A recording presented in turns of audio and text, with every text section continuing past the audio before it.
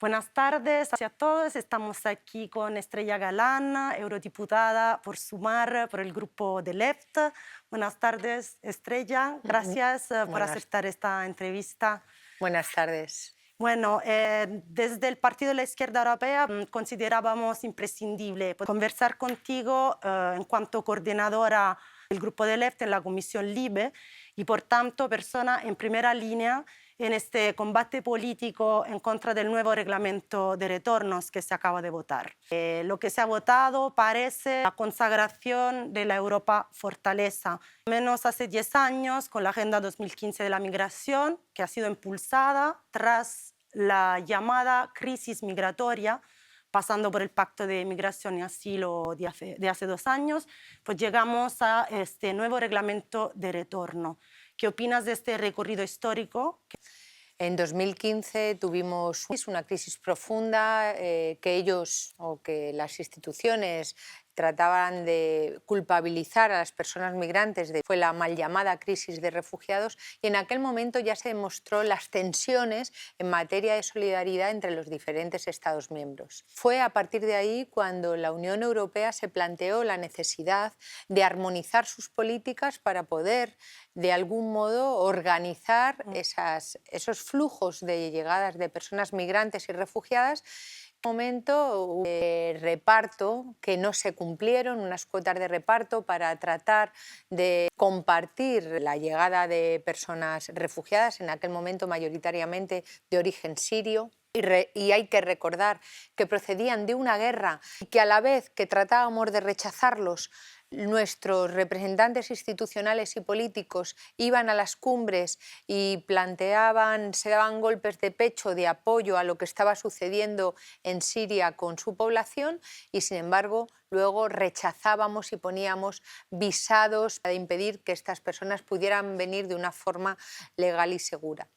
Fue ahí cuando surgió, de algún modo, el germen del Pacto de Migraciones y Asilo. Un pacto que inicialmente nació como decía antes, con la vocación de armonizar las políticas y que finalmente se ha convertido en todo lo contrario, en un instrumento para desarrollar una maquinaria de deportación masiva. El pacto se cerró en la legislatura anterior y en esta legislatura, en este primer ciclo, lo que se ha puesto es el acelerador para sacar adelante una serie de instrumentos políticos que lo único que tratan de hacer es que las personas migrantes y refugiadas no lleguen, que si llegan lo pasen lo peor posible y que si ya han llegado y no nos queda otro remedio, expulsarlos lo más rápido posible. Como lo llevamos haciendo desde The Left y desde el Grupo de la Izquierda Europeo, denunciamos estas políticas que lo único que generan es dolor, no son en absoluto productivas ni son en absoluto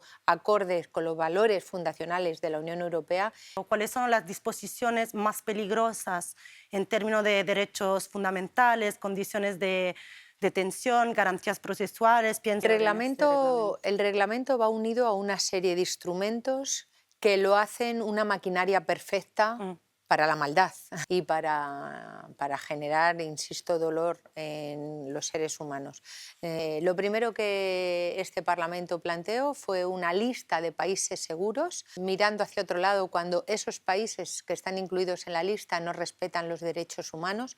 A esto se le incorpora otra lista de países de origen seguros, que lo que va a impedir es que las personas que procedan de estos países puedan solicitar protección, más que solicitar, recibir protección internacional simplemente por el hecho de proceder de esos países que supuestamente tienen todas las garantías y a la vez también hay una instrumentalización de la solidaridad que lo que trata de hacer es criminalizar a la ciudadanía o a la sociedad civil organizada que está de algún modo cumpliendo una labor solidaria y rescatando sobre todo personas en esos lugares donde tendrían que estar los Estados, en esos lugares donde nosotros solo planteamos instrumentos como Frontex, que lo que hacen es rechazar personas saltándose incluso la ley del mar, que obliga a que cuando hay una persona en riesgo tiene que ser rescatada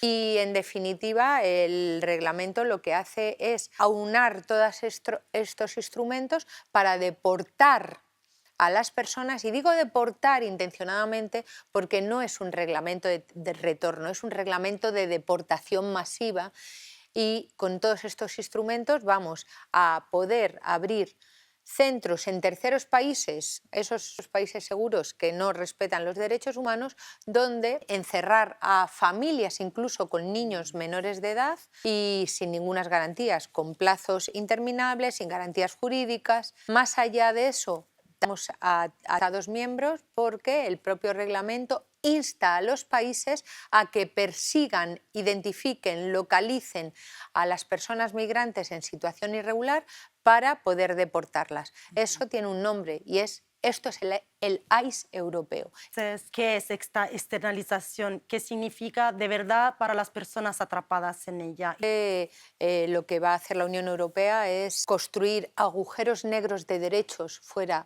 de nuestras fronteras, con el fin de que los ciudadanos que pagan con sus impuestos esos agujeros negros de derechos, para que allá podamos alejar a la gente sin ninguna garantía. Por tanto, vamos a ver situaciones de personas que puedan no haber pasado o haber pasado por algún país de forma puntual y los devolvamos allí sin tener ninguna relación con dichos territorios o con dichos países. Van a poder estar allí hasta 30 meses, incluso indefinidamente, si llegan a ser considerados como una amenaza para el país, y además pueden en un momento determinado volver a ser enviados a otro centro país por país hasta que su país de origen les acepte el ser personas que en estos momentos no pueden volver.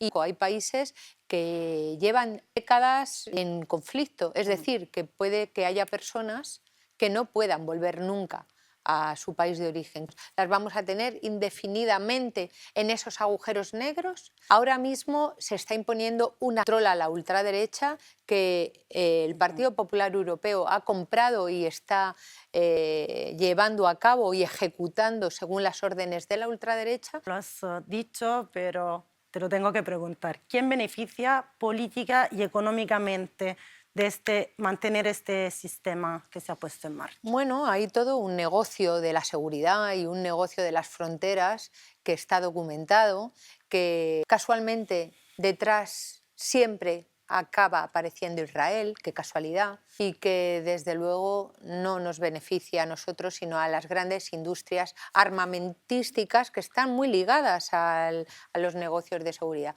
Por tanto, desde luego no es a los ciudadanos, no es a la economía europea en ningún sentido, para nada, y sería muy interesante poder rastrear cada euro a dónde acaba, porque posiblemente acabe en el genocidio en Gaza.